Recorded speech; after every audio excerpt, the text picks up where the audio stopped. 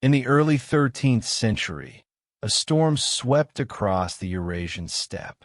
It moved with unprecedented speed and ferocity, reshaping the world as it went. This wasn't a natural phenomenon, it was an army, the Mongol army, and at its head rode a man who would become one of history's most consequential figures, Genghis Khan. The Mongol conquest created the largest contiguous land empire the world has ever seen. From the Pacific Ocean to the gates of Vienna, from the frozen Siberian forests to the scorching deserts of the Middle East, Mongol horsemen carved out a dominion that encompassed much of the known world. But empire building in the medieval era came at a terrible human cost. Today, we're examining one of the most difficult aspects of this history, the fate of women captured during the Mongol conquests. This is not an easy topic. It involves violence, suffering, and the harsh realities of medieval warfare. But it's also a story about survival, adaptation, and the complex ways human societies transform through contact and conflict. What we'll discover is that the answer to our question isn't simple. Women captured by Genghis Khan and his armies faced multiple possible fates, determined by factors including their social status, their skills, their beauty, and often simply by chance. Some would be integrated into Mongol society through marriage. Others would labor as enslaved workers. Many would face brutal sexual violence. And a very few, would rise to positions of surprising influence. This is their story. Chapter 1. The Mongol Empire and the Reality of Medieval Conquest. To understand what happened to women captured during the Mongol conquests, we first need to understand the world in which these events occurred. The 13th century was a brutal time. This was the age of the Crusades, of the Inquisition, of constant warfare between kingdoms and principalities across Europe, Asia, and the Middle East. In this era, the treatment of civilians during wartime was fundamentally different from modern expectations. The Geneva Conventions wouldn't be drafted for another 7 centuries. The concept of war crimes as we understand it today didn't exist. Instead, the fate of conquered populations was determined by ancient customs of war that dated back millennia. These customs were remarkably consistent across civilizations. From Rome to China, from Islamic caliphates to medieval Europe, the rules were understood. Cities that surrendered were generally treated with relative leniency. Their populations might be taxed heavily, their goods confiscated, but their lives were usually spared. Cities that resisted, however, faced devastation. Resistance was seen as defiance, and defiance invited retribution. This wasn't unique to the Mongols.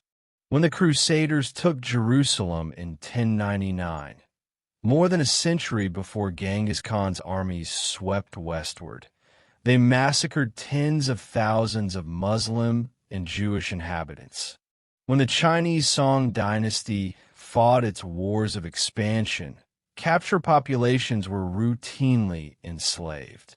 When Islamic armies conquered new territories, they too distributed captives as spoils of war.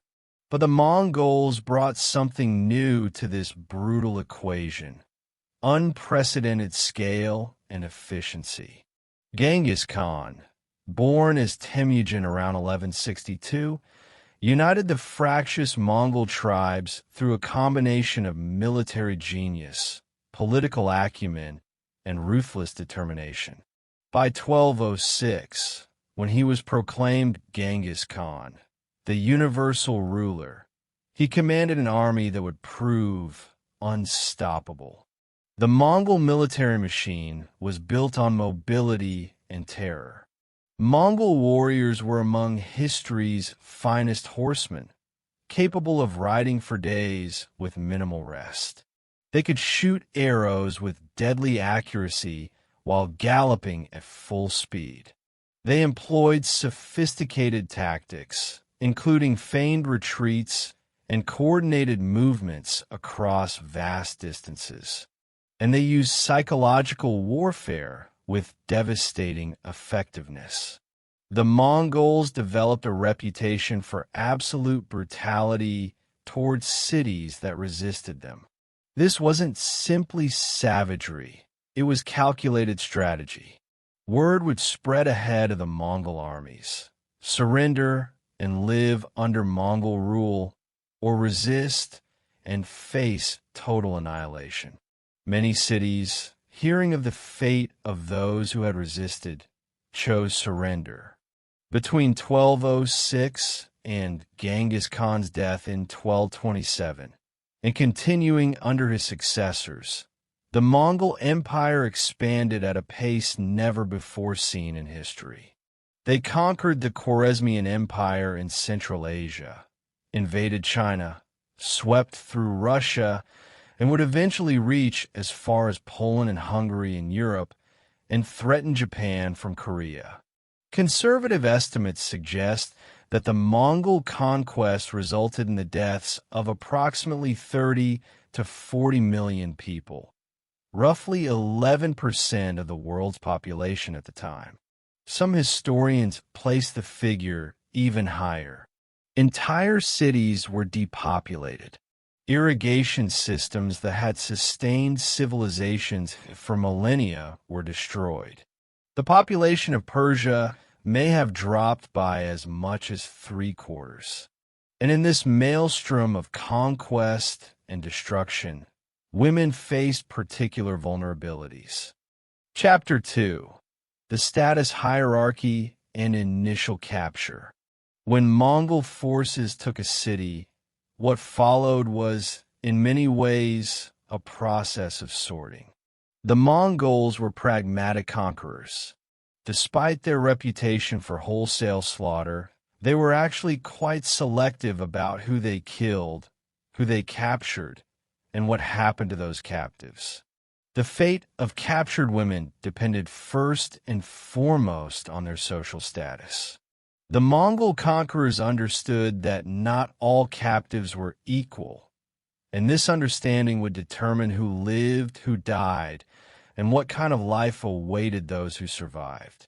At the top of the hierarchy were noble women, princesses, the wives and daughters of kings, tribal chiefs, and high-ranking officials.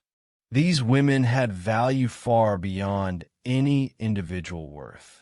They represented political legitimacy, alliance opportunities, and connections to power structures in conquered territories. For Genghis Khan and his generals, these women were too valuable to waste. The Secret History of the Mongols, our primary source for Genghis Khan's life, tells us that he took numerous wives from defeated enemies.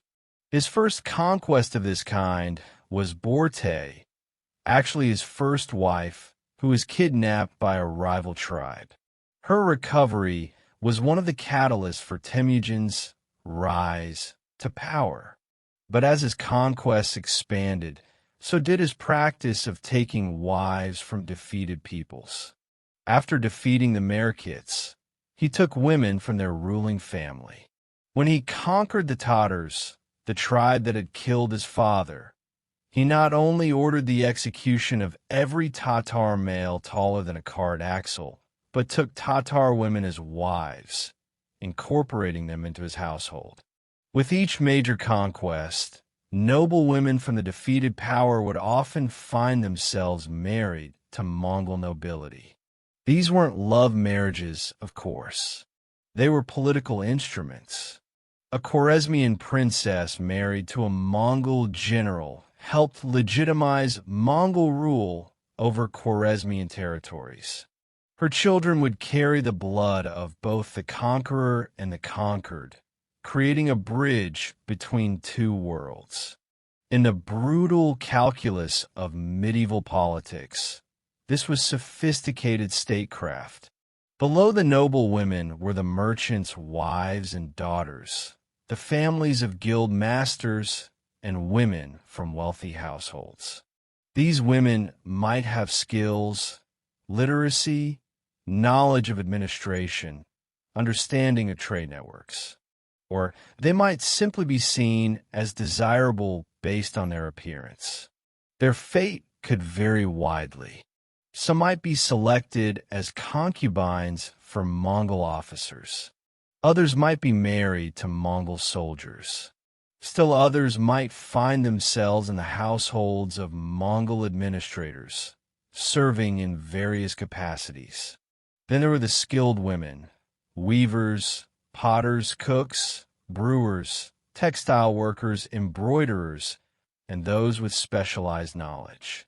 The Mongols, despite their nomadic origins, had a keen appreciation for craftsmanship and technical skill. When they conquered the great cities of Central Asia and China, they found sophisticated urban economies with specialists in dozens of trades. These specialists, male and female, were often spared and relocated to serve the Mongol Empire. We have records of Mongol commanders ordering artisans and craftspeople to be separated from the general population during the sack of cities. These individuals would be marked for preservation. Skilled women might find themselves transported hundreds or thousands of miles from their homes, but they would be alive and their skills would be valued. At the bottom of the hierarchy were common women, farmers' wives, laborers, servants, the urban poor. Their fate was the most precarious.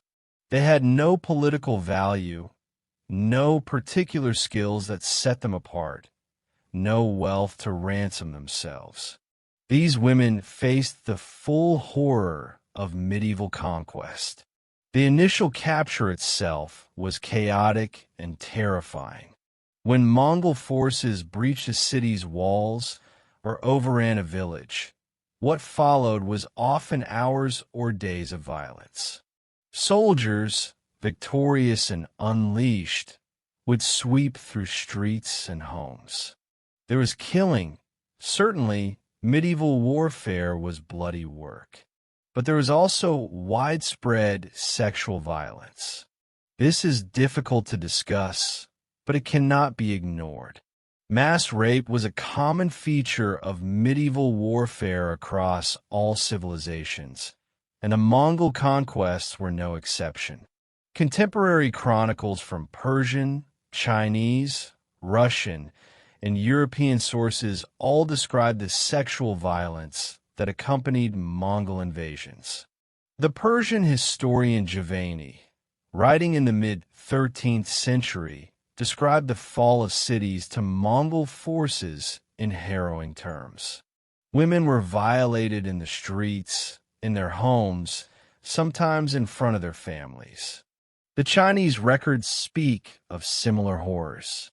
Russian chronicles describe the terror that preceded the Mongol armies, mothers drowning their daughters in rivers to spare them from what was to come.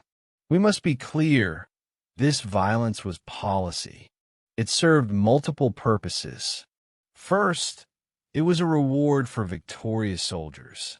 Medieval armies were often motivated as much by the prospect of plunder and captives as by loyalty to their commander. Second, it was a tool of terror. Word of what happened to cities that resisted would spread, encouraging future targets to surrender without a fight. And it was simply what victorious armies did in this era. It was considered the natural rite of conquest. But after the initial violence, after the chaos of the first days following conquest, a different phase began. The Mongols needed to decide what to do with survivors. And here, their pragmatic nature reasserted itself. Chapter 3. Integration into Mongol society. The Mongol Empire was not simply a military force. It was a society, a complex system of clans, tribes, and increasingly diverse peoples. And this society needed women. The Mongol social structure was based on the principle of polygamy. Mongol men, particularly those of higher status, could have multiple wives and concubines. This wasn't unusual for medieval societies. Polygamy was practiced in various forms across much of Asia and the Middle East. But the Mongols took it further, incorporating it into their system of conquest and rule. When a Mongol warrior returned from a successful campaign, part of his reward might include captive women. These women would be integrated into his household, either as wives, concubines, or servants. The distinction between these categories could be fluid and often depended on factors like the woman's status before capture, her appearance, and her ability to bear children. For many captured women, this integration into Mongol households became their new reality. They would learn the Mongol language, though many Mongols also learned the languages of conquered peoples. They would adapt to Mongol customs, wear Mongol dress, live in felt tents called jers or yurts as the Mongols moved with the seasons. But here's where the story becomes more complex than simple narratives of victimization allow. While these women had no choice in their capture, many found ways to build lives within the Mongol system.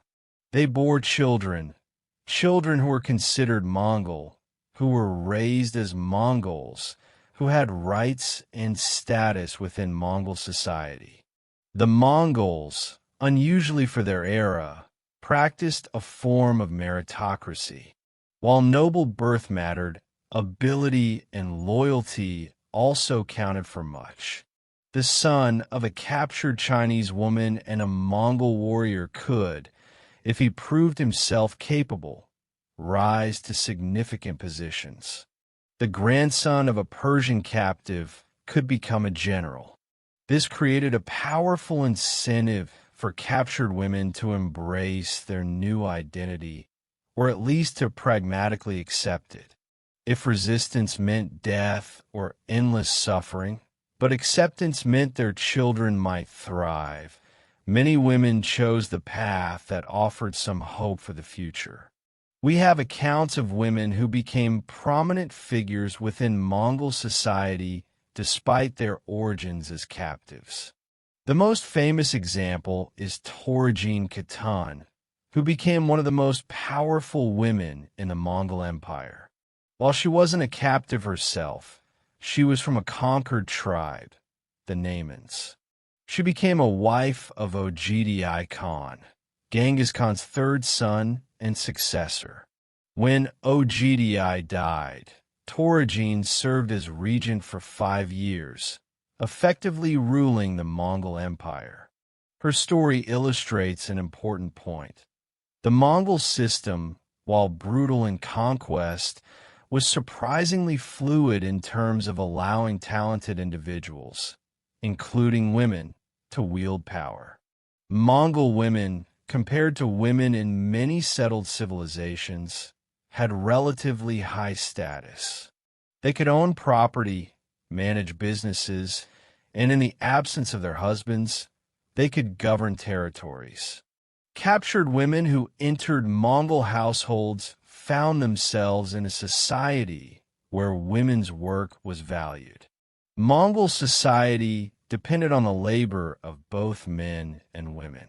While men herded, hunted, and fought, women managed households, processed animal products into food and clothing, raised children, and increasingly, as the empire grew, managed the economic affairs of their families. Some captured women found themselves in situations that, while not chosen, offered opportunities they might never have had in their original societies. A peasant girl captured from a Chinese village might find herself the concubine of a Mongol commander, living a materially better life than she would have known had she remained in her village. This doesn't erase the trauma of her capture or the lack of choice, but it does remind us that human experiences in these situations were varied and complex. The children born of these unions became a key part of the Mongol Empire structure. Genghis Khan explicitly decreed that children born to Mongol fathers, regardless of their mother's origin, were to be considered Mongol. This was a deliberate policy designed to rapidly expand the Mongol population and to create loyalty among conquered peoples. Imagine being the child of a captured Chinese mother and a Mongol father. You are raised speaking both Mongolian and Chinese. You understand both cultures. You might serve as an interpreter, as an administrator in a Chinese province, as a bridge between the conquerors and the conquered. The Mongol Empire relied on thousands of such individuals. The genetic legacy of this practice is still measurable today. A famous genetic study published in 2003 found that approximately 16 million men in Central Asia carry a Y chromosome lineage that traces back to a common ancestor from around 1,000 years ago, right around the time of Genghis Khan. While we can't definitively prove this lineage belongs to Genghis Khan himself, the geographic distribution and historical timing strongly suggest a connection to the Mongol royal family. This means that roughly 0.5% of the world's male population may be directly descended from Genghis Khan and his close male relatives. But consider what this means. For every man carrying this Y chromosome, there was a woman, a mother, a grandmother, somewhere in his family line. Many of these women were almost certainly captives or descendants of captives, integrated into Mongol society and bearing children who would carry forward a genetic legacy that persists to this day. This genetic impact extends beyond just one lineage. The Mongol conquests involved the mixing of populations on an unprecedented scale. Chinese, Persian, Russian, Central Asian, and Mongolian DNA mingled in complex patterns that geneticists are still working to untangle. Each thread in this genetic tapestry represents a human story, often a story of conquest and captivity, but also of survival and adaptation. The integration of captured women into Mongol society was not a gentle process, but it was a thorough one. Within a generation or two, the descendants of captives were fully Mongol in identity, even if their physical features or family names hinted at different origins. The empire became increasingly cosmopolitan, a multi-ethnic enterprise held together by Mongol military might and administrative systems, but populated by peoples from across Eurasia. Chapter 4. Political Marriages and Noble Captives. While many captured women faced lives of servitude or concubinage, those of noble birth often found themselves playing an entirely different role in the Mongol system. Political pawns in a complex game of legitimacy and control. Genghis Khan understood something that many conquerors throughout history have grasped. Military conquest is only the beginning. To truly rule a territory, especially one with an established civilization and sophisticated governmental structures, you need more than just soldiers. You need legitimacy. When the Mongols conquered a kingdom or empire, they faced a practical problem. The local population vastly outnumbered them. The Mongols were superb warriors, but they couldn't garrison troops in every city and village across their enormous empire.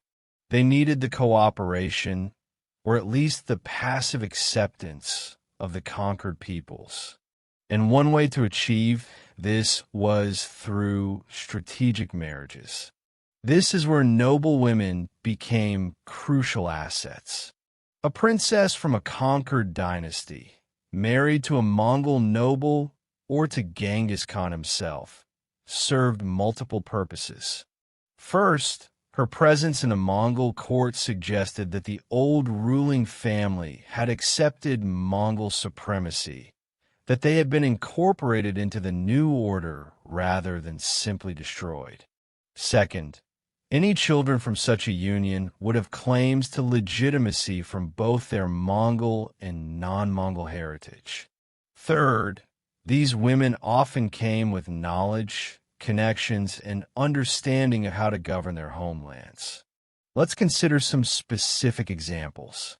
When Genghis Khan conquered the Western Xia Kingdom in northwestern China, he took Princess Shigan as a wife. Western Xia was a sophisticated Tibetan Buddhist kingdom with its own written language and advanced culture.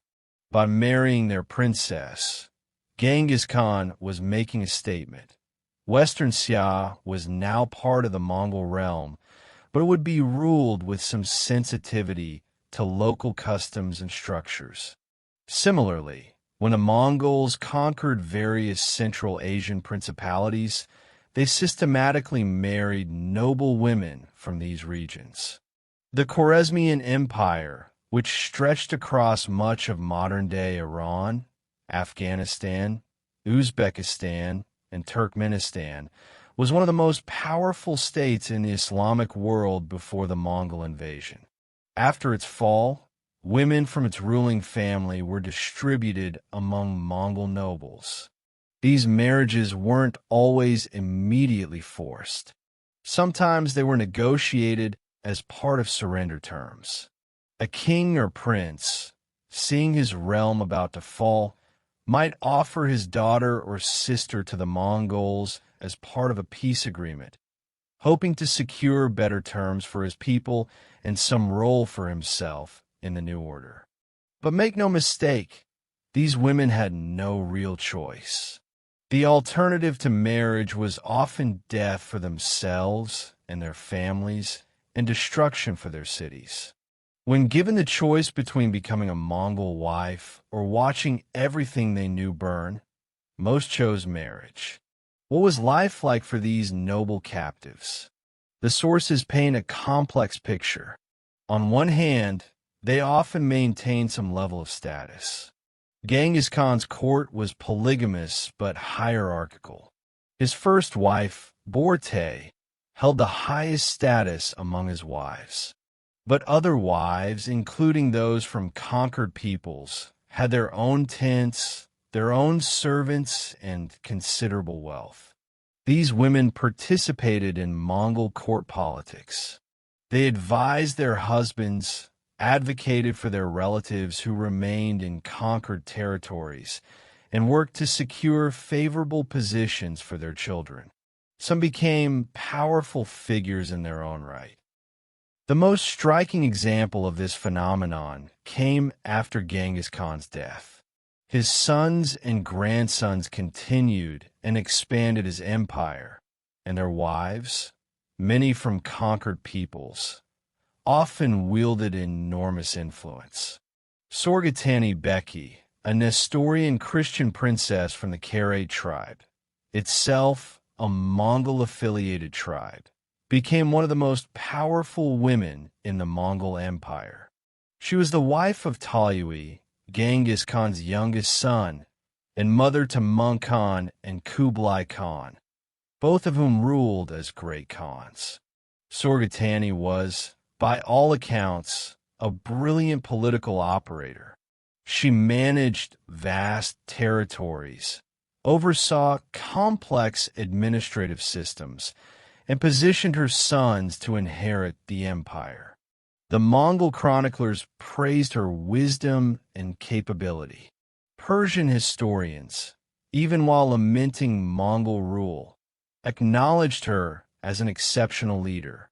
But Sorgatani's story also reveals the limitations these women faced. However powerful she became, her power derived from her relationships to powerful men. First her husband, then her sons. She couldn't rule in her own right in the way a male member of the Mongol royal family could.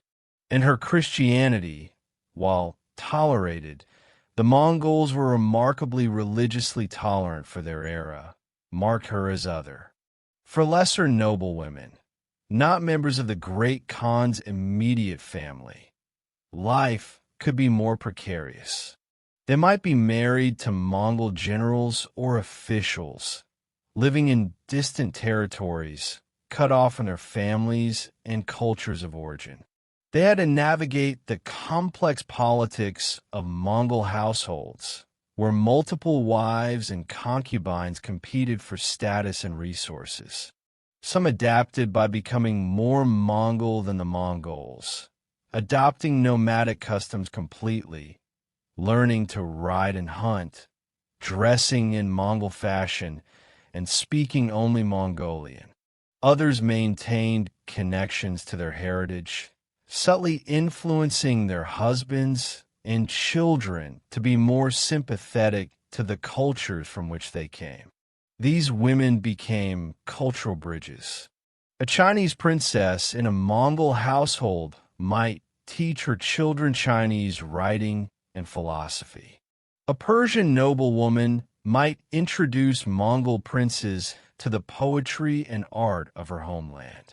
In this way, the captive noblewomen helped civilize the Mongol Empire, not in a condescending sense, but by introducing the Mongols to the sophisticated cultures they had conquered.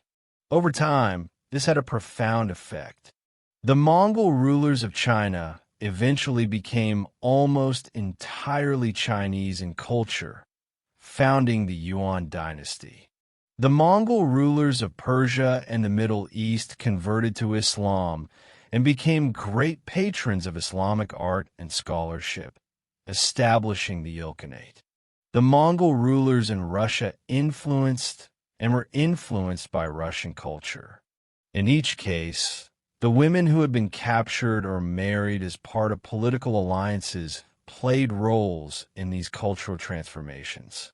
They were the mothers of hybrid generations, the keepers of knowledge from conquered civilizations, the teachers of languages and customs. Yet we must not romanticize their positions. These women lived under constant constraints.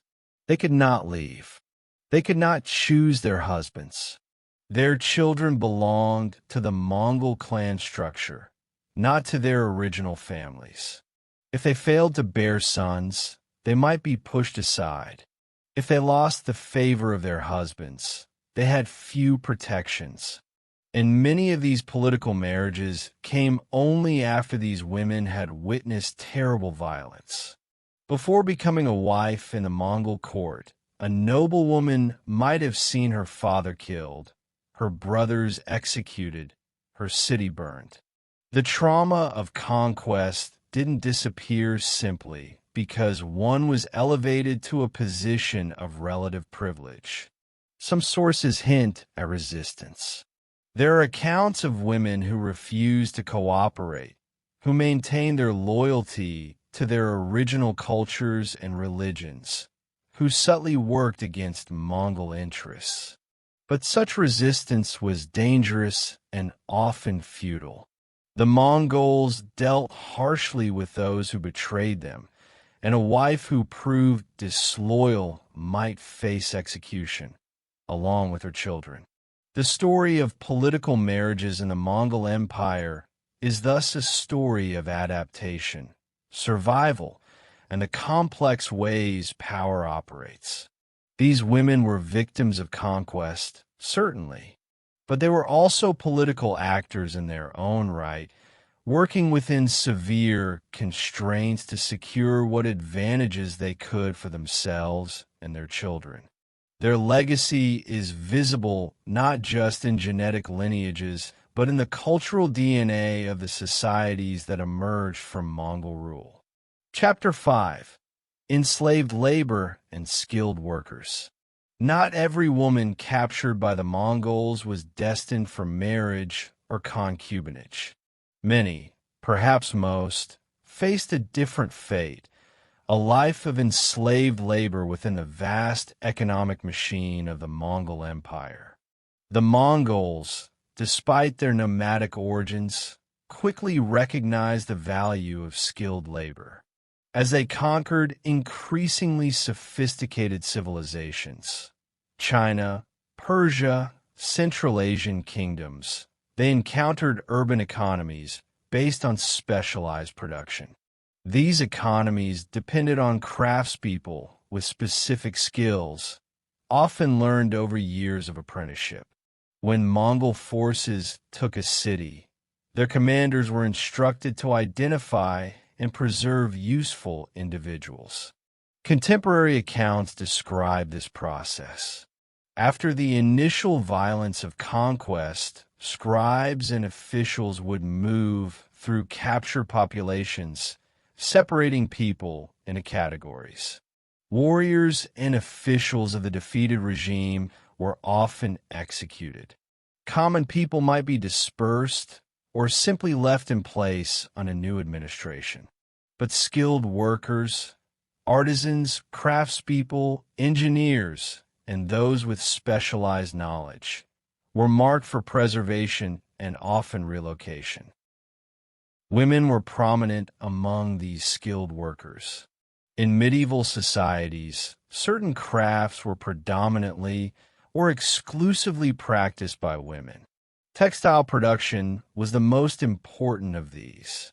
In the 13th century, cloth was one of the most valuable commodities in the world. Everything from common woolens to luxury silks required skilled labor to produce, and much of this labor was performed by women. When the Mongols conquered Samarkand, one of the great cities of Central Asia and a center of silk production, they systematically identified the weavers, dyers, and textile workers. These individuals, many of them women, were then relocated to other parts of the Mongol Empire where their skills were needed. Some went to Mongolia itself, where Mongol nobles wanted access to luxury fabrics. Others were sent to other conquered cities to establish textile industries there. This practice of forcibly relocating skilled workers was common throughout the empire. Persian potters were moved to China. Chinese engineers were sent to help with sieges in Central Asia and the Middle East. And women with valuable skills in textile production, food preservation, brewing, and other domestic crafts were transported across Eurasia. For these women, life as an enslaved artisan was grueling, but not necessarily hopeless. The Mongols generally treated skilled workers better than common enslaved people because they wanted to maintain productivity. An abused weaver produces inferior cloth. A starving potter can't work effectively. So while these women were not free, while they had been torn from their homes and families, they often received adequate food, housing, and even some small payment for their work. Some managed to use their skills to improve their circumstances. A talented weaver who caught the attention of a Mongol patron might be given her own workshop. A skilled cook might be elevated to managing a nobleman's kitchen. These improvements in status didn't erase the fundamental injustice of their captivity, but they made life more bearable and gave these women some degree of agency. The Mongols also valued administrative skills, and literate women were particularly prized. In China, Some elite women had received education in classical Chinese, calligraphy, and accounting. When the Mongols conquered Chinese territories, they needed administrators who could maintain the complex bureaucratic systems that made Chinese civilization function. Some women found roles in this administrative apparatus.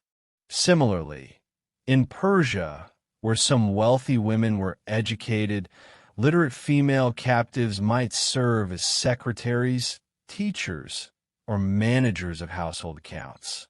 The Mongol nobility, many of whom were illiterate during the early conquests, relied heavily on literate captives to run their increasingly complex affairs. But we shouldn't confuse being valued with being free. These women were property. They could be given away, sold, or traded. If they resisted or failed to perform their duties, they could be punished severely.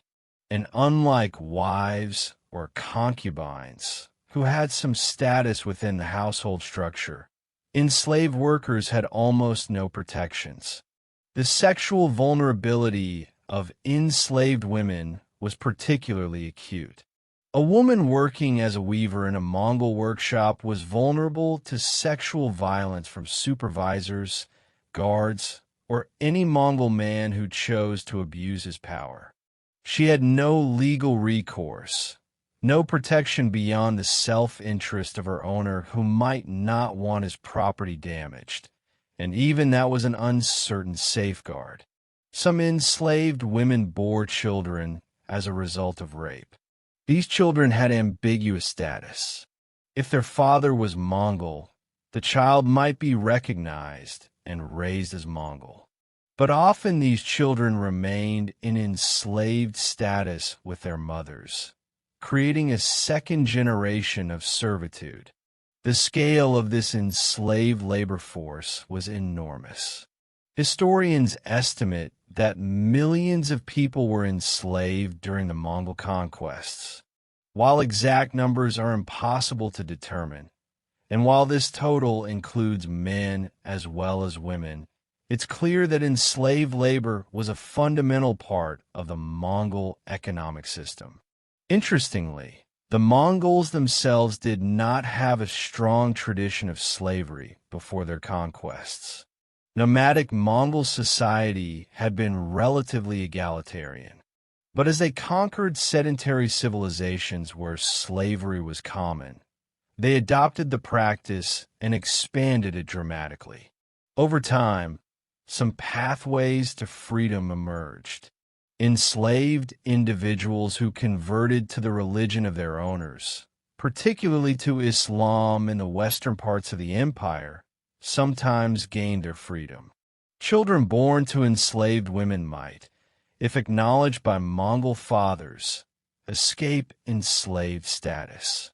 And occasionally, enslaved individuals who provided exceptional service might be manumitted as a reward.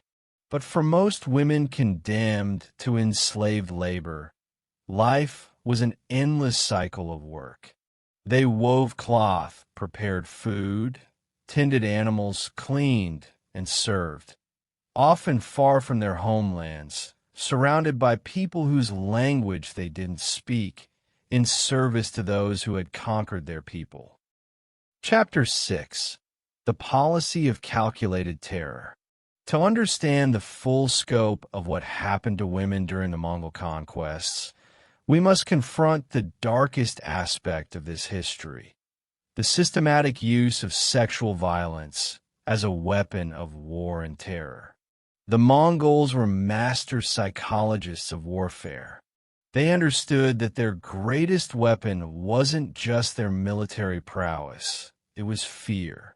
And they cultivated that fear deliberately, using terror as a force multiplier that allowed relatively small Mongol armies to control vast territories and populations.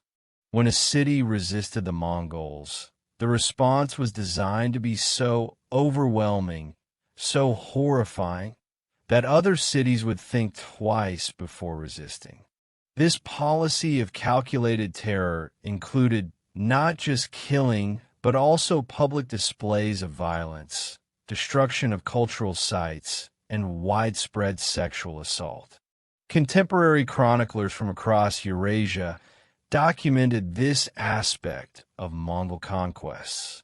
The Persian historian Adam al-Javani, who lived through the Mongol conquests and even served the Mongol administration, described scenes of mass rape following the fall of cities. Chinese historians recorded similar events.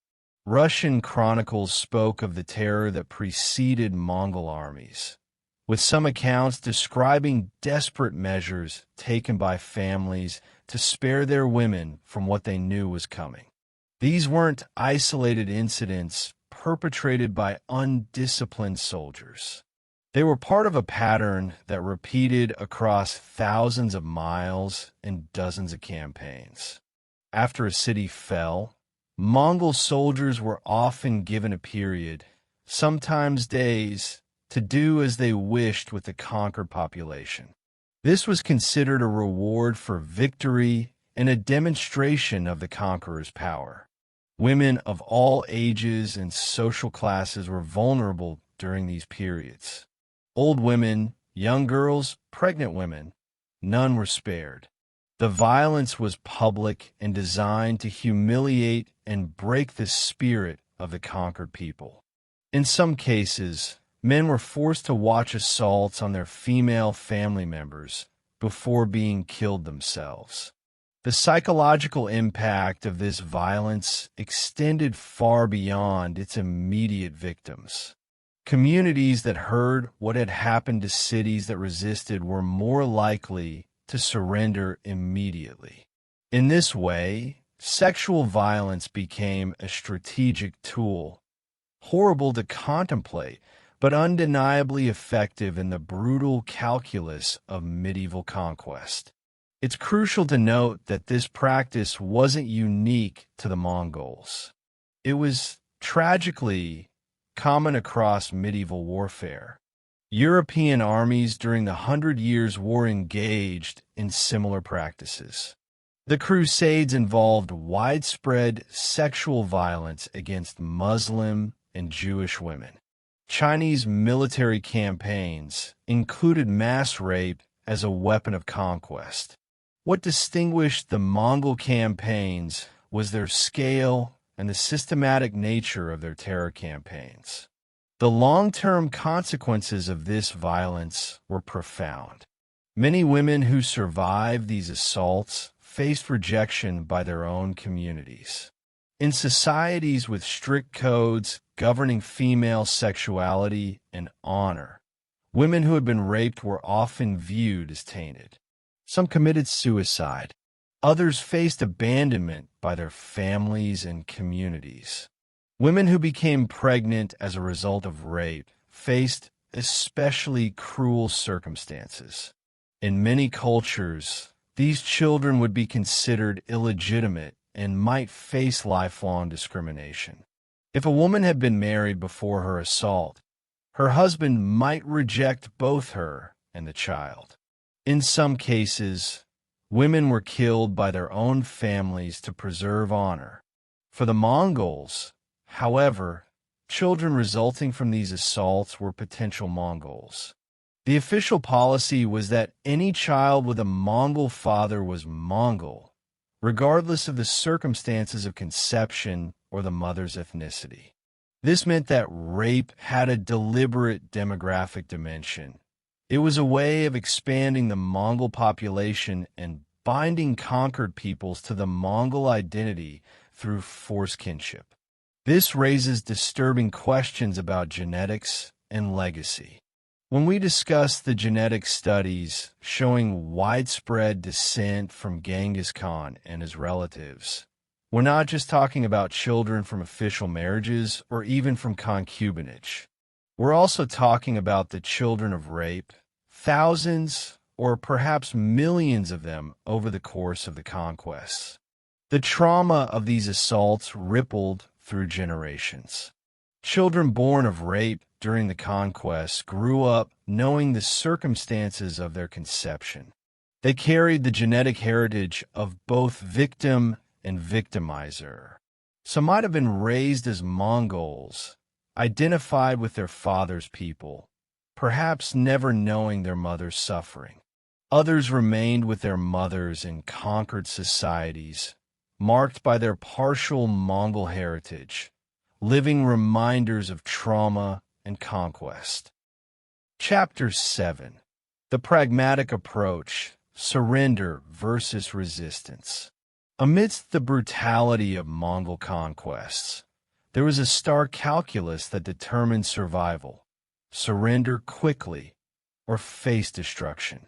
This policy, while harsh, was remarkably consistent and created vastly different outcomes for populations that chose different paths. Genghis Khan was, above all, a pragmatist. He wanted to expand his empire, but he also wanted that empire to be productive and sustainable. Dead populations couldn't pay tribute. Destroyed cities couldn't contribute to trade. Slaughtered artisans couldn't produce goods. So the Mongols developed a clear protocol. Envoys would be sent ahead of the army offering terms. Submit peacefully, accept Mongol overlordship, pay tribute, provide supplies and troops, and your city would be spared. Resist and face annihilation. This policy wasn't empty rhetoric. The Mongols followed through on both promises and threats. Cities that surrendered were indeed treated relatively leniently. Their populations would be required to pay heavy taxes and provide troops for Mongol campaigns, but they were generally allowed to continue their lives with minimal disruption. Local rulers who submitted might even be kept in place as administrators under Mongol oversight. For women in cities that surrendered, this made an enormous difference. While they would still live under foreign rule, while they might still face demands for tribute that included giving daughters or wives to Mongol officials, they would avoid the chaos and violence of a sack. Their homes would remain standing. Their families would survive, largely intact. Their communities would continue to function. The contrast with resisting cities couldn't be starker. When Genghis Khan besieged the Khwarezmian city of Urgench, the population chose to resist fiercely. After a brutal siege lasting months, the Mongols finally broke through. What followed was one of the most complete destructions in history. The entire population was reportedly killed or enslaved. The city's irrigation systems were destroyed. Mongol commanders allegedly diverted a river to flow through the city, washing away even its physical remains. For women in Urgench, resistance meant death, enslavement, or assault. There was no middle ground, no negotiated settlement. The city's choice to resist had sealed their fates. This pattern repeated across the empire. The city of Merv in Turkmenistan chose to resist. Contemporary accounts claim that over 1 million people died when it fell. Nishapur in Persia resisted. Mongol revenge was so thorough that they allegedly executed every living creature in the city, including dogs and cats. The city of Bamiyan in Afghanistan killed a grandson of Genghis Khan during its defense. In response, Genghis ordered the city utterly destroyed and forbade anyone from ever rebuilding on the site. But cities that surrendered told different stories. When the Mongols approached the gates of Bokhara, one of the great centers of Islamic learning, the city's leaders chose to surrender. The Mongols occupied the city and demanded heavy tribute, but they didn't massacre the population. The Great Library was destroyed, a catastrophic loss for human knowledge, but the scholars themselves were largely spared. Many were actually employed by the Mongols to administer conquered territories. This pragmatic approach served the Mongols well. As word spread of the drastically different fates of resisting versus surrendering cities, more and more chose surrender. This accelerated the pace of Mongol conquests and reduced Mongol casualties. It also meant that many populations were integrated into the empire relatively intact. For women, this meant that their fate wasn't entirely determined by Mongol policy. It was also shaped by choices made by their own leaders and communities. A woman in a city whose rulers chose quick surrender might never directly experience Mongol violence. She might live her entire life under Mongol rule without ever seeing a Mongol soldier up close. Her main experience of the conquest might simply be heavier taxes and Mongol administrators replacing local ones. Conversely, a woman in a city whose rulers chose heroic resistance paid a terrible price for that choice. She faced the full horror of medieval conquest through no decision of her own. The valor and defiance of her city's defenders offered her no protection. This created complex moral questions that echoed through the conquered territories. Were leaders who surrendered cowards who betrayed their people's honor? Or were they pragmatic protectors who saved their populations from destruction? Were those who resisted heroes standing up to tyranny? Or were they recklessly condemning their people to slaughter? Different communities answered these questions differently, and the answers shaped how they viewed women who survived the conquests. In communities that had surrendered and been treated leniently, women who were taken as wives or concubines by Mongol officials might be viewed sympathetically or even pragmatically as doing their duty to maintain peace. In communities that had resisted fiercely before falling, such women might be viewed with more ambiguity as both victims and living symbols of defeat. Chapter 8. Life After Capture, Adaptation and Survival. What happened to women in the years and decades after their capture? How did they survive, adapt, and in some cases even thrive under Mongol rule? The answers reveal much about human resilience and the complex ways that identities and cultures transform through conquest. For women integrated into Mongol households as wives or concubines, life demanded constant adaptation. They had to learn new languages, new customs, new skills. Mongol women's roles were quite different from those in many sedentary societies. Mongol women were expected to be capable and independent, able to manage household affairs and even tribal matters when their husbands were away at war.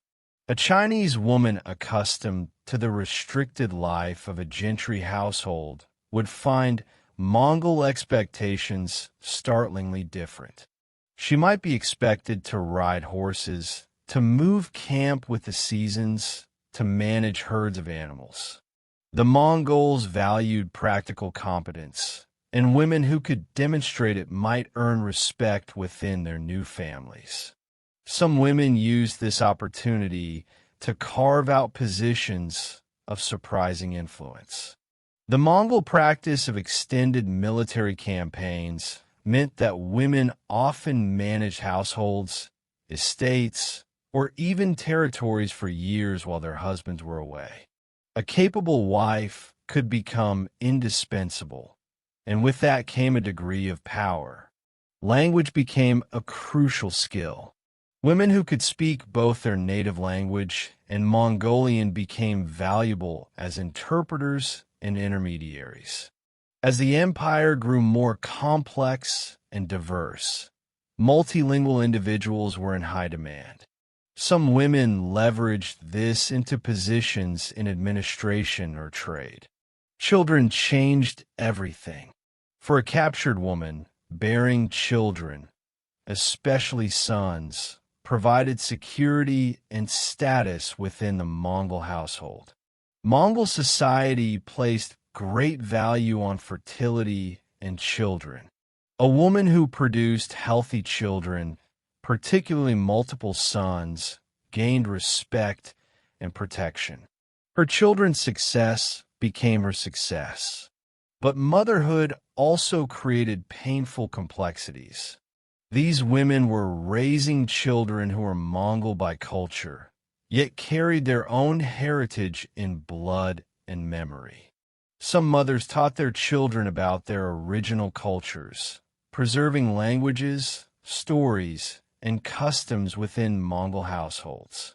Others chose or were forced to suppress these elements, raising their children as fully Mongol. The pain of separation from families left behind must have been acute. A woman taken from her home in China or Persia would likely never see her parents or siblings again. In an era without fast communication, she might not even know if they had survived the conquest. This loss of family connections severed a fundamental part of human identity. Yet humans are remarkably adaptive. Over time, many women formed new bonds, new identities. Their children and grandchildren became their family. The Mongol household became home, not through choice, but through the passage of time and the human need for connection and belonging. Religion played a complex role in this adaptation. The Mongols were famously tolerant of different religions. They had Christians, Buddhists, Muslims, and shamanists within their own ranks and didn't generally force religious conversion on conquered peoples. This meant that a Christian woman captured from a Russian principality or a Buddhist woman from a Chinese city might be able to maintain her faith. For some women, religious practice provided continuity with their former lives.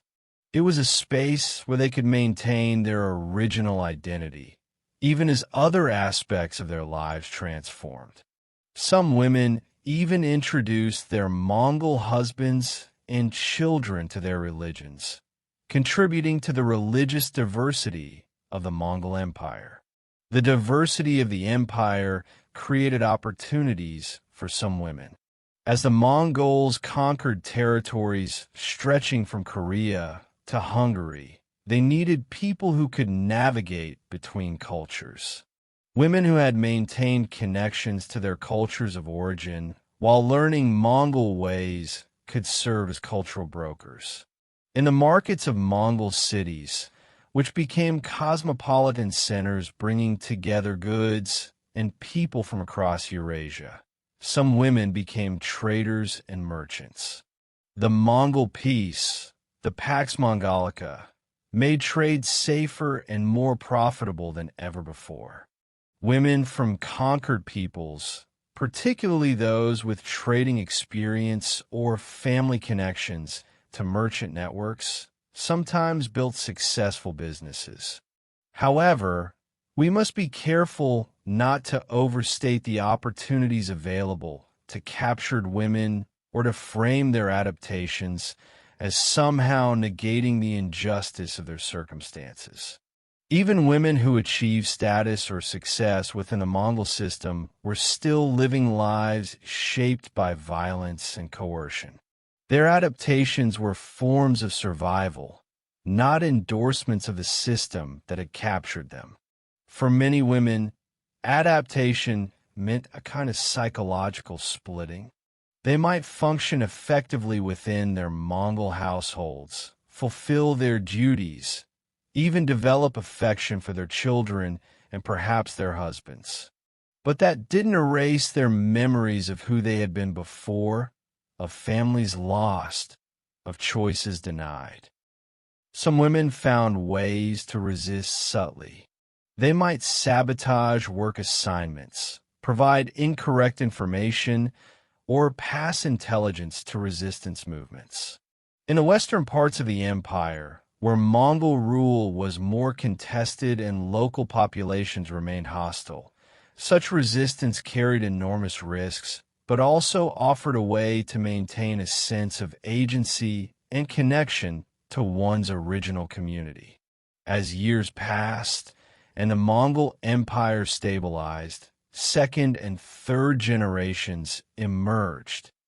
People whose mothers had been captives, but who themselves were born into Mongol society. These individuals often had complex identities, neither fully Mongol nor fully identifying with their mother's cultures, but something hybrid and new. The long-term impact of this cultural mixing would prove transformative. The societies that emerged from Mongol rule, the Yuan dynasty in China, the Ilkhanate in Persia, the Golden Horde in Russia, were fundamentally changed by the intermixing of populations.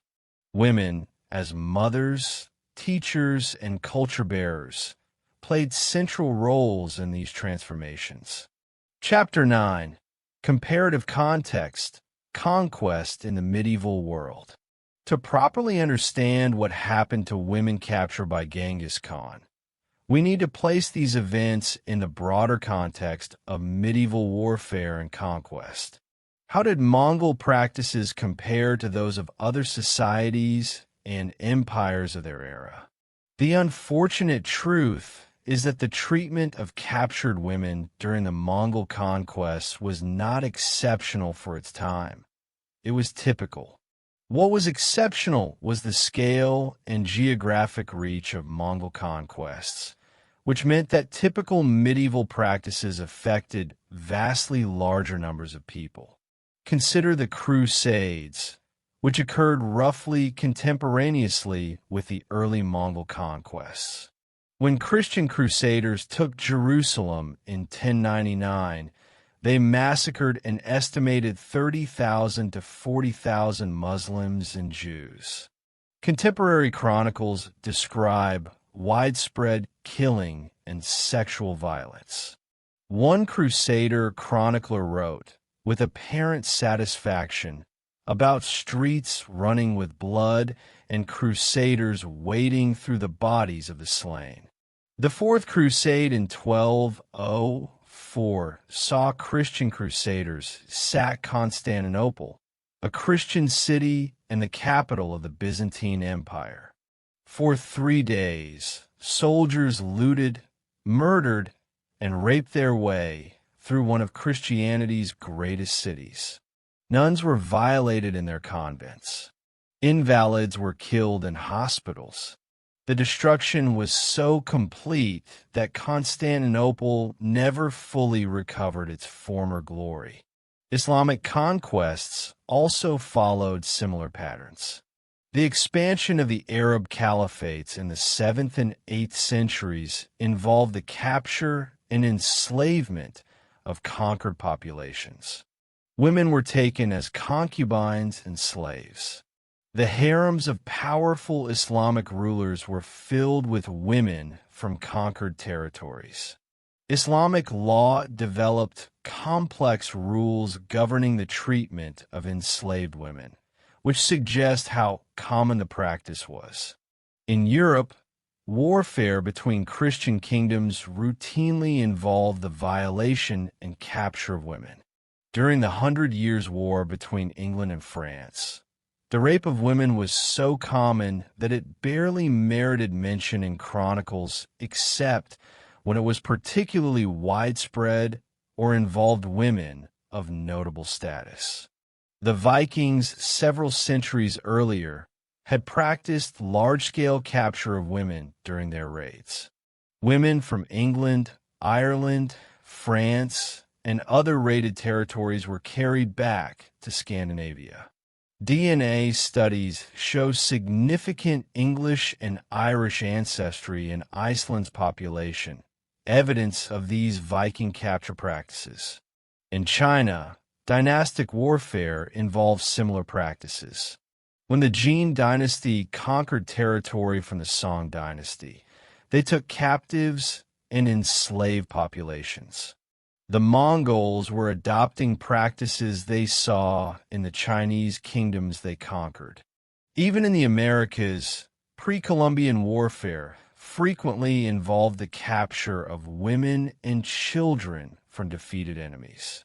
This was a nearly universal feature of warfare in the medieval and ancient world. So what made the Mongol conquest different? Several factors. First was the scale. The Mongol Empire became the largest contiguous land empire in history. No previous conquest had affected so many people across so vast an area. A practice that might have been routine but limited in previous conquests was, under the Mongols, applied across most of Eurasia. Second was the systematic nature of Mongol conquest. The Mongols weren't just raiding, they were building an empire.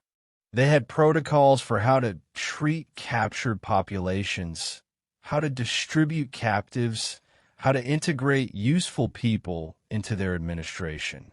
This systematization meant that the fate of captives followed predictable patterns rather than being entirely random.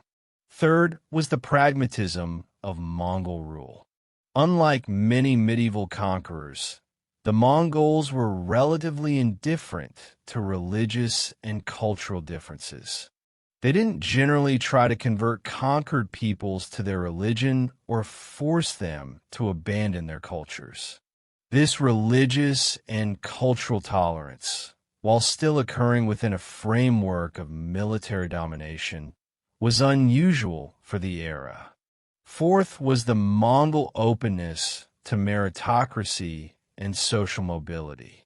While the Mongols were certainly hierarchical, they were also willing to promote talented individuals regardless of ethnic origin. This meant that the children and grandchildren of captives could, if they proved capable and loyal, rise to significant positions. In some ways, this made Mongol rule more bearable than some alternatives. A Christian woman captured by crusaders might be forcibly converted to Christianity. A Muslim woman in a European castle might be pressured to abandon her faith. But under Mongol rule, religious and cultural identity could be maintained, even as political sovereignty was lost. However, we shouldn't romanticize this tolerance. The Mongols were tolerant because they were confident in their military superiority. They didn't need to change conquered people's religions or cultures because they knew these peoples couldn't threaten Mongol power regardless of what they believed. It was the tolerance of the supremely confident conqueror, not the tolerance of equals. The comparison with other medieval conquests helps us understand that the suffering of women during the Mongol conquest was part of a larger pattern of how warfare functioned in this era. This doesn't excuse or justify it. It simply contextualizes it. The vulnerability of women during warfare was a near-universal feature of medieval societies. What varied was the specific forms this vulnerability took, the rules governing the treatment of captives, and the opportunities for integration or escape. In this context, the Mongol system, with its provisions for integrating captives, its relative tolerance, and its pragmatic approach to governance, was neither uniquely brutal nor uniquely humane. It was a variation on medieval conquest, distinguished primarily by its unprecedented scale and efficiency. Chapter 10. The Genetic and Cultural Legacy. The Mongol conquests ended centuries ago, but their effects ripple through time, visible in both the genetic makeup and cultural heritage of populations across Eurasia. Understanding this legacy requires us to grapple with how individual tragedies can accumulate into transformative historical forces. The genetic studies we mentioned earlier tell a remarkable story. The discovery that approximately 16 million men carry Y chromosomes, potentially linking back to Genghis Khan and his close male relatives, represents one of the most dramatic genetic footprints any individual or family has ever left on humanity. But let's think about what this means in human terms. This Y chromosome is passed from father to son. So each man carrying it represents an unbroken male line stretching back nearly 800 years to the Mongol conquests. But for every man in this lineage, there was a mother.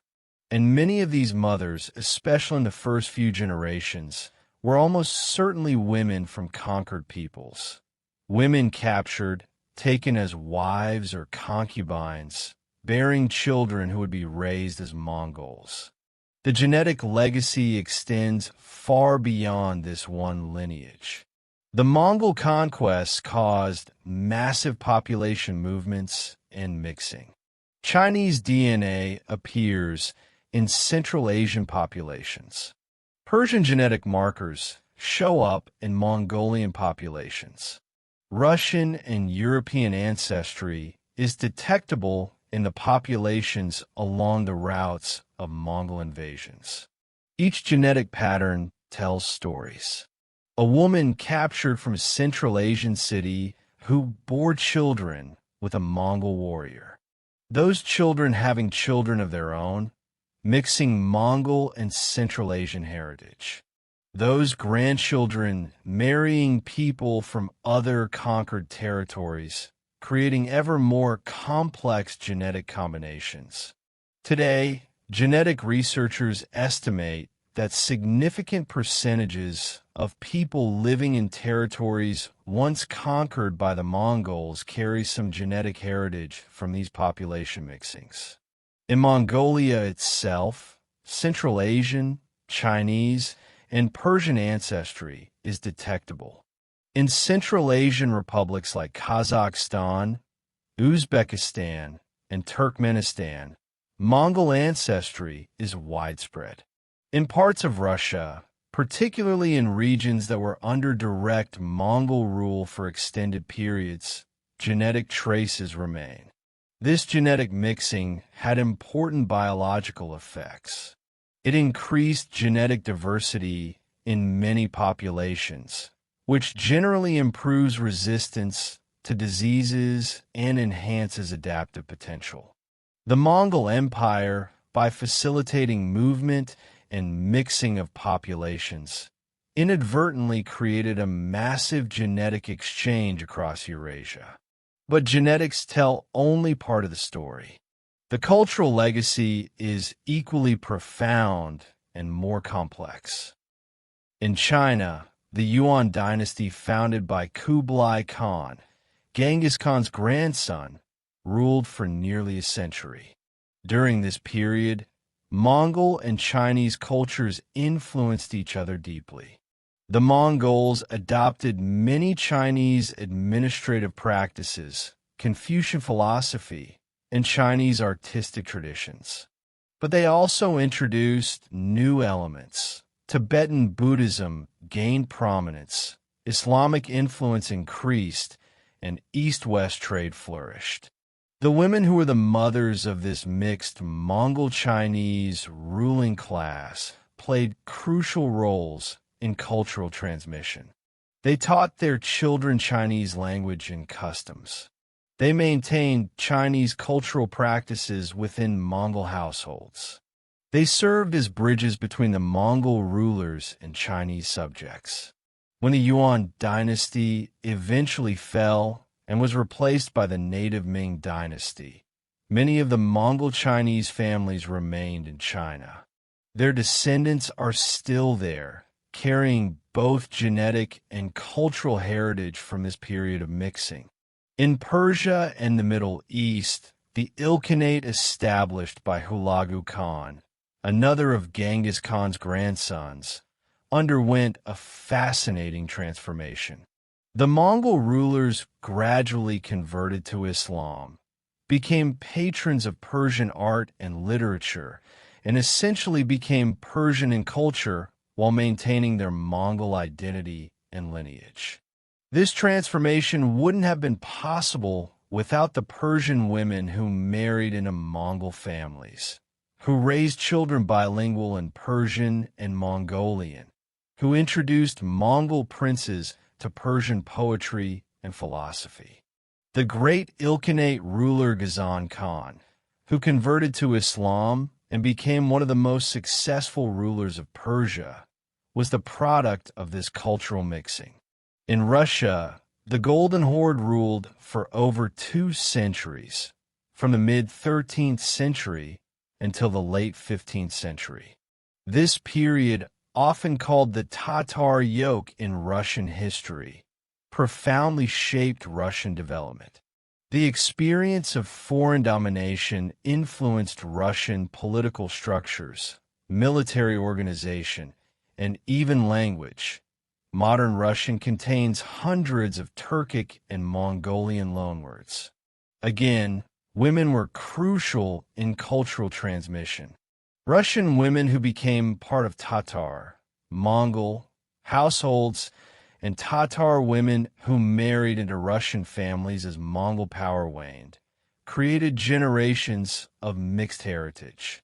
Many prominent Russian noble families have documented Mongol/Tatar ancestry. This wasn't hidden or denied. It was simply part of Russian history. The Mongol Empire also facilitated cultural and technological exchange on an unprecedented scale. Papermaking technology, gunpowder knowledge, printing techniques, medical knowledge, agricultural innovations, all these flowed along the trade routes of the Mongol Empire. And women participated in this exchange as craftspeople, teachers, and traders. Perhaps most profoundly, the Mongol conquests reshaped how people thought about geography and human diversity. Before the Mongols, most people's knowledge was limited to their own regions. The Mongol Empire, by connecting East Asia, Central Asia, the Middle East, and Eastern Europe into a single political and economic system, forced people to recognize the scope and diversity of human civilization. Marco Polo's famous journey to China was only possible because of the Pax Mongolica, the Mongol peace that made travel across Asia safer than it had been in centuries. His accounts introduced Europeans to the wonders of Chinese civilization. But Marco Polo's journey was also a journey through a world transformed by conquest, a world where Italian merchants, Chinese officials, Persian scholars, and Mongol warriors all coexisted in cosmopolitan cities. The women in these cosmopolitan centers, many descended from captives, were cultural synthesizers. They spoke multiple languages, practiced diverse religions, and moved between different cultural worlds. They were the mothers, teachers, and merchants of a truly global civilization. Chapter 11. Historical Documentation and Sources. How do we know what happened to women during the Mongol conquests? What sources do historians rely on to reconstruct these events? Understanding the sources helps us appreciate both what we know and what remains uncertain or contested. The primary source for the early Mongol Empire is the Secret History of the Mongols, written in Mongolian sometime in the mid-13th century. This remarkable text provides an insider's view of Mongol society, culture, and the rise of Genghis Khan. It discusses women primarily in their roles within Mongol society, as wives, mothers, and occasionally as political actors. The Secret History tells us about Genghis Khan's wives, including both his first wife Borte and the various women he took from conquered peoples. It describes the importance of marriage alliances and the role of women in Mongol politics. But it's written from a Mongol perspective and doesn't give us the voices of captured women themselves. Persian sources are particularly rich for understanding the Mongol conquests in Central Asia and the Middle East. Historians like Giovanni and Rashid al-Din wrote comprehensive histories of the Mongol Empire. Giovanni's History of the World Conqueror, written in the 1250s, provides detailed accounts of Mongol military campaigns. Rashid al-Din's Compendium of Chronicles, commissioned by the Ilkhanate rulers in the early 14th century, is a massive work covering not just Mongol history, but the history of much of the known world. These Persian historians describe the violence of conquest in sometimes graphic detail. They document the destruction of cities, the killing of populations, and the distribution of captives. They occasionally mention specific women, particularly noble women who became wives of Mongol rulers. But again, we rarely get the perspective of the women themselves. Chinese sources are extensive, but complex. Different Chinese dynasties and kingdoms had different relationships with the Mongols. Some were enemies, some eventually became subject peoples, and eventually, China was ruled by the Mongol Yuan dynasty. Chinese historians documented the Mongol invasions, sometimes with horror and condemnation, sometimes with a more neutral tone of official dynastic histories.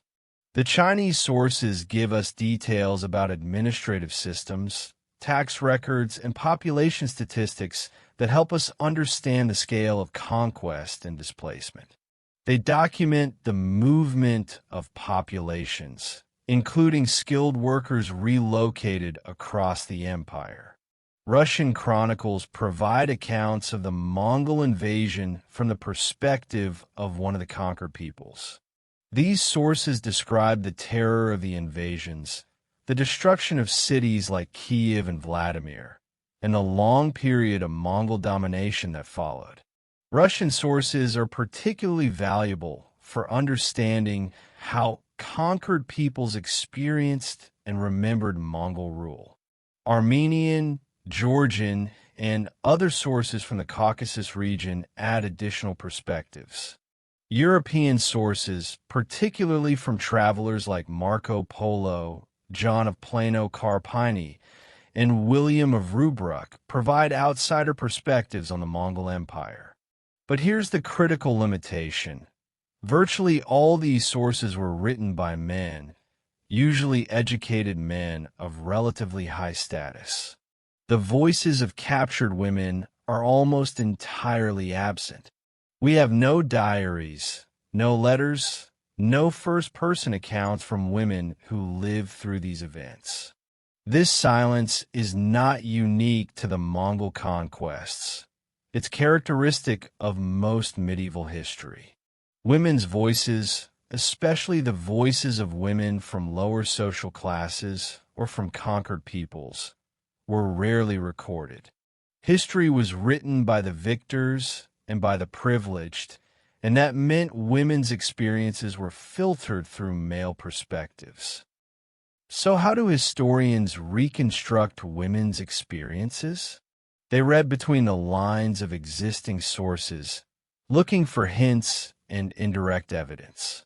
They use comparative methods, drawing on what we know about women's experiences in similar situations in other times and places. They analyze physical evidence, archaeological finds, genetic studies, demographic data, and they apply critical analysis to sources, questioning whose perspectives are represented and whose are missing. Modern historians have worked to fill these gaps. Studies of women's history, gender studies, and social history have brought new perspectives to our understanding of the Mongol conquests. Books like Women in Mongol Iran by Bruno de Nicola and The Secret History of the Mongol Queens by Jack Weatherford have worked to recover women's roles and experiences that were marginalized in traditional histories. Genetic studies like the Y chromosome research we've discussed provide a kind of evidence that doesn't depend on written records. DNA doesn't lie about ancestry and population mixing, even if it can't tell us the individual stories behind the patterns. Despite these efforts, much remains uncertain. We can describe general patterns and likely experiences, but we can't recover the individual voices of most women who lived through these events. Each woman had her own story, her own experience of conquest, capture, and survival. Most of those stories are lost to history. This is worth remembering as we discuss these events. When we talk about women captured by Genghis Khan, we're referring to millions of individual women, each with her own name, her own family, her own hopes and fears. The aggregate patterns we can describe don't capture the full reality of all those individual lives. Chapter 12. Long-term effects on gender relations. Did the Mongol conquests change gender relations in the societies they affected? The answer is complex and varies across different regions, but the evidence suggests some significant impacts. In traditional Mongol society, women had relatively high status compared to women in many sedentary civilizations. Mongol women could own property, manage businesses, and exercise authority in their husband's absence. They were not secluded or veiled. They participated actively in the economic life of their communities. When Mongols encountered societies with more restrictive attitudes toward women, particularly in the Islamic world and in China, there was a clash of cultural expectations. Interestingly, Mongol attitudes sometimes led to slightly more freedom for women in conquered territories, at least initially. In Persia, under the Ilkhanate, Mongol noblewomen shocked local populations by appearing in public, managing estates, and exercising political influence. Some Persian women, inspired by Mongol examples or married into Mongol families, gained freedoms that would have been unusual in pre-Mongol Persia. However, this was a temporary phenomenon. As the Mongol rulers in Persia converted to Islam and became more culturally Persian, they adopted Persian gender norms.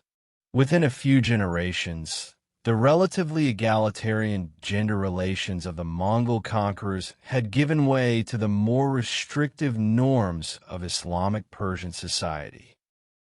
In China, the pattern was similar. Early Yuan dynasty rule saw Mongol women exercising considerable authority, which was unusual by Chinese standards, particularly compared to the increasingly restrictive Neo-Confucian attitudes that had been developing in Song dynasty China. Some Chinese women may have benefited from this Mongol influence. But again, as the Mongols became more Chinese in culture, they adopted Chinese gender norms. By the late Yuan dynasty, Mongol elite women in China were living much more restricted lives than their steppe ancestors had. In Russia, Mongol influence on gender relations is harder to trace, but may have been significant. Some historians argue that the relatively high status of women in Kievan Rus declined during and after the period of Mongol rule, though this is contested and other factors were also at play. The intermixing of populations through conquest created interesting dynamics.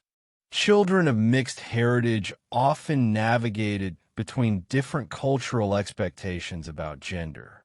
A girl whose mother was Chinese and whose father was Mongol might experience mixed messages about appropriate female behavior. The practice of polygamy and concubinage, already present in many societies the Mongols conquered, was reinforced and expanded under Mongol rule. The systematic taking of women as captives made polygamy more widespread, as successful Mongol warriors accumulated multiple wives and concubines. This had demographic effects. In some areas, the taking of women by Mongol conquerors created gender imbalances in local populations. With women removed as captives and men killed in warfare, some communities had significantly more men than women. This could affect marriage patterns and social structures for generations. The trauma of conquest also affected gender relations in less tangible ways. In societies that had experienced the mass violation of women during Mongol invasions, there could be lasting impacts on how communities thought about female sexuality, honor, and family relationships. Some communities responded to the trauma by becoming more restrictive toward women, attempting to control female sexuality and movement more strictly to prevent future violations. Others might have developed more compassionate attitudes toward victims of sexual violence, recognizing that what happened during conquest wasn't the fault of the women involved. The long-term legacy is mixed. The Mongol Empire did not fundamentally transform gender relations in most conquered societies. The patriarchal structures that existed before the conquest generally remained intact or were reinforced. But the mixing of populations and cultures created spaces where different gender norms coexisted and competed, and individual women sometimes found opportunities to navigate between these different systems. Chapter 13: Memory, Trauma, and Historical Reckoning. How do different societies remember and reckon with what happened during the Mongol conquests? How has the treatment of women in particular been remembered, forgotten, or reinterpreted? These questions matter because how we remember the past shapes how we understand the present. In Mongolia today, Genghis Khan is a national hero. His face appears on currency, buildings, and products. He's celebrated as a unifier who transformed the Mongols from scattered tribes into a world power. Museums and monuments honor his achievements. The brutality of his conquests is generally downplayed or contextualized within the standards of medieval warfare. This presents a difficult question. How do we honor historical figures who did terrible things? Genghis Khan was undeniably a military genius and a transformative historical figure. His empire facilitated trade, cultural exchange, and technological transfer on an unprecedented scale. The Pax Mongolica was a period of relative peace and prosperity across Eurasia, at least after the initial conquests. But this came at an enormous human cost. Millions died. Cities were destroyed. Countless women were captured, violated, enslaved, or forced into marriages. Can we acknowledge both the achievements and the atrocities? Or does celebrating the achievements implicitly minimize the suffering? Different conquered societies have different relationships with this history. In Russia, the Tatar yoke is remembered as a dark period of foreign domination. The Mongol conquests are seen as a catastrophe that set Russian development back by centuries, though modern historians dispute this interpretation. The suffering of women during the invasions is part of the collective historical trauma, though not usually emphasized specifically. In Persia, modern-day Iran. The Mongol invasions are remembered as devastating. The destruction of the Abbasid Caliphate, the sack of Baghdad, and the deaths of millions are seen as among the greatest catastrophes in Islamic history. Yet the Ilkhanate period is also recognized for its cultural achievements and the flourishing of Persian art and literature under later Mongol patronage.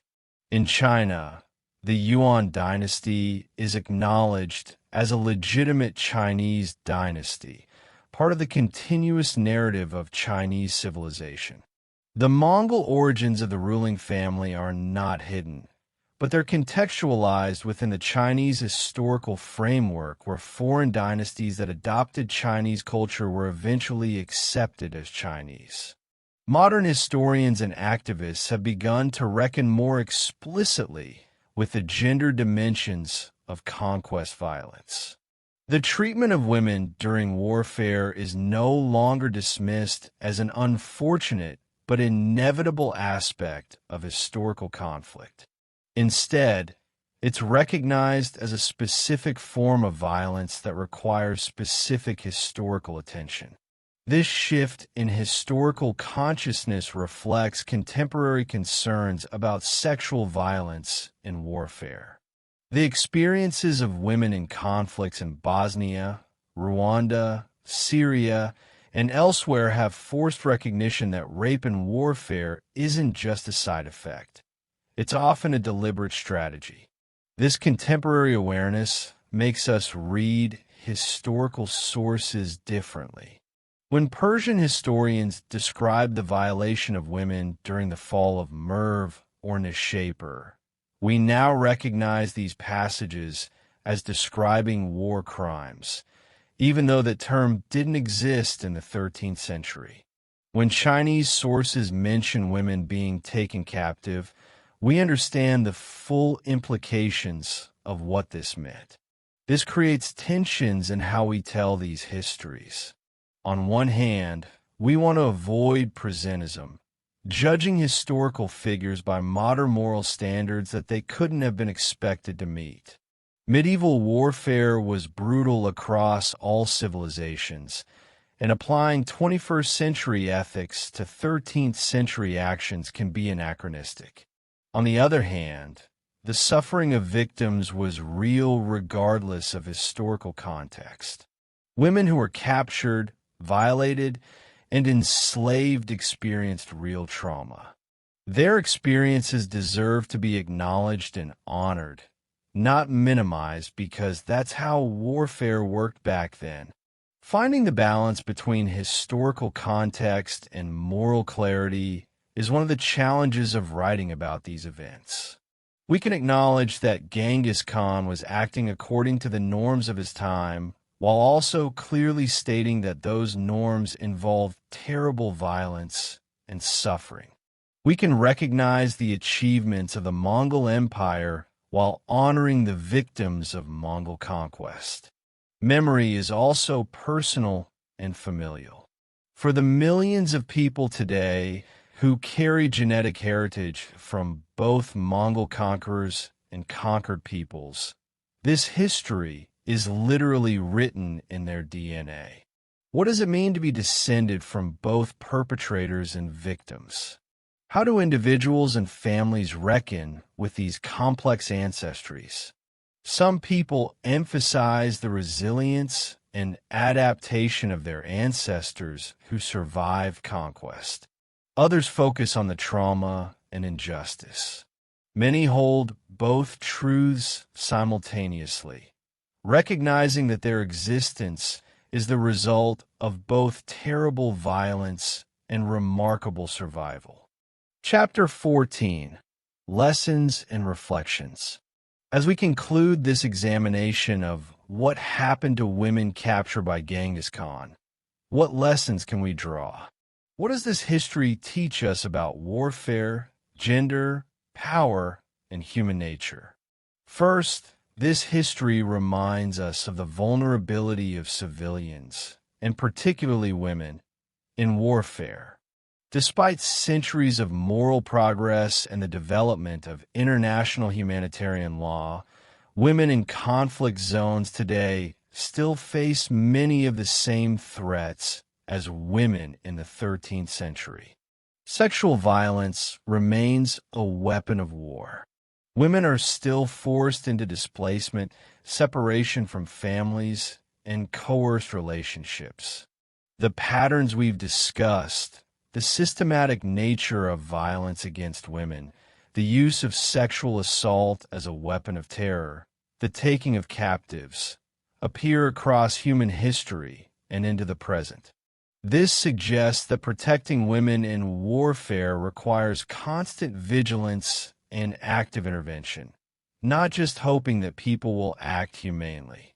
Second, this history demonstrates the extraordinary human capacity for adaptation and survival.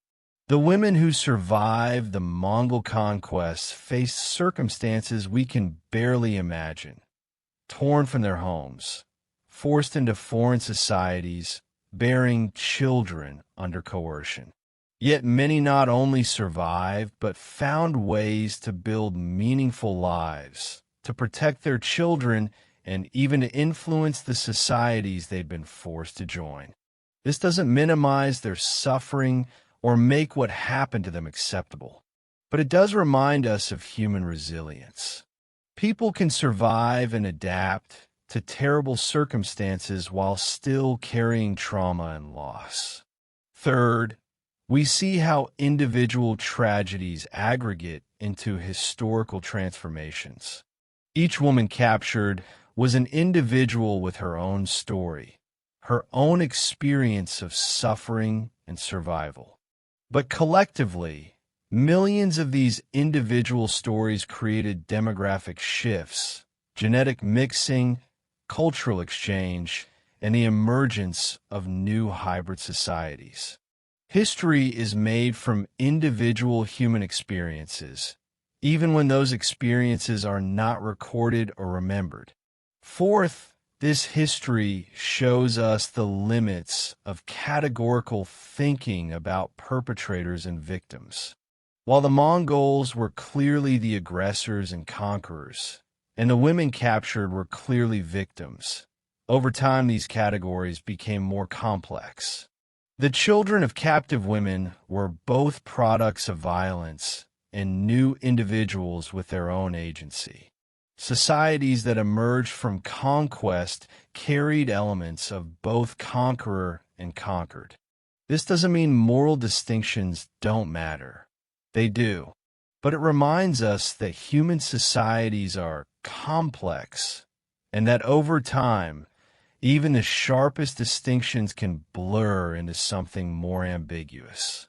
Fifth, we learn about the importance of including women's experiences in our historical narratives. For too long, history was written primarily as a story of great men, kings, generals, conquerors. Women appeared mainly in supporting roles. But women were half the population and experienced historical events differently from men. Their experiences matter and must be included if we want to understand what actually happened. The difficulty of recovering women's voices in the historical record, the absence of their own accounts, the filtering of their experiences through male perspectives, reminds us of whose stories get preserved and whose get forgotten. It should make us more deliberate about preserving diverse voices in our documentation of current events.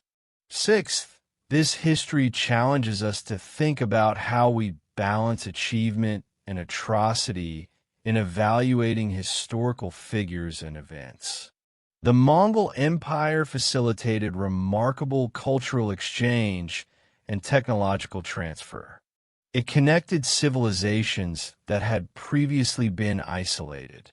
It created a period of relative peace across much of Eurasia.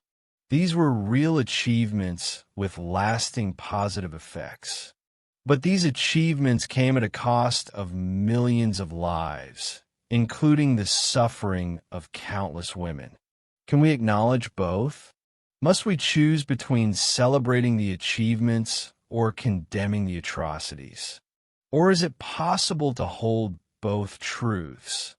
That the Mongol Empire was historically significant and transformative, and that it was built on terrible violence and suffering? Different people will answer these questions differently based on their own values and perspectives. But the questions themselves are important. They force us to reckon with the moral complexity of history and to avoid simplistic narratives of good and evil. Finally, this history reminds us that how we tell these stories matters. The choice to focus on women's experiences in this documentary is itself a historiographical choice. We could tell the story of the Mongol conquests primarily as a story of military campaigns, political maneuvering, and empire building. That wouldn't be wrong. It's how the story has often been told. But by centering women's experiences, we see different aspects of these events. We see the human cost of conquest. We see the ways that societies are transformed not just through political and military action, but through intimate relationships, child-rearing, and daily life. We see agency and adaptation alongside victimization. The women who lived through the Mongol conquest deserve to have their stories told. Most of their names are lost to history. Most of their individual experiences will never be recovered. But collectively, we can honor their memory by acknowledging what happened to them, by recognizing both their suffering and their survival, and by ensuring that their experiences remain part of how we understand this transformative period in human history. The Mongol conquests reshaped the world. The empire Genghis Khan built connected East and West, facilitated unprecedented cultural and technological exchange, and left genetic and cultural legacies that persist to this day. But this transformation came at an enormous human cost. Women captured during these conquests faced multiple possible fates. Some were integrated into Mongol society through marriage or concubinage, bearing children who would be raised as Mongols. Others labored as enslaved workers, valued for their skills but denied freedom. High-status women became political pawns in marriage alliances that helped legitimize Mongol rule. Many faced sexual violence as part of the systematic terror that accompanied conquest. And all experienced the trauma of separation from homes, families, and familiar ways of life. These women's experiences remind us that behind every grand historical narrative are millions of individual human stories. Their resilience in the face of terrible circumstances, their adaptations to new and often hostile environments, and their contributions to the hybrid societies that emerge from conquest deserve recognition. The genetic legacy of these events is still measurable. Millions of people today carry DNA from this period of population mixing. The cultural legacy is visible in the societies across Eurasia that were transformed by Mongol rule. And the moral legacy challenges us to reckon with how we understand conquest, violence, and the treatment of vulnerable populations in warfare. As we look back across nearly 8 centuries, we cannot undo what happened. But we can ensure that these women's experiences are not forgotten, that their suffering is acknowledged, and that their survival and adaptation are honored. In doing so, we not only do justice to the past, we also better understand the present and perhaps learn how to build a more humane future. This has been the story of what happened to women captured by Genghis Khan. Thank you for listening or watching this. Until the next story, take care.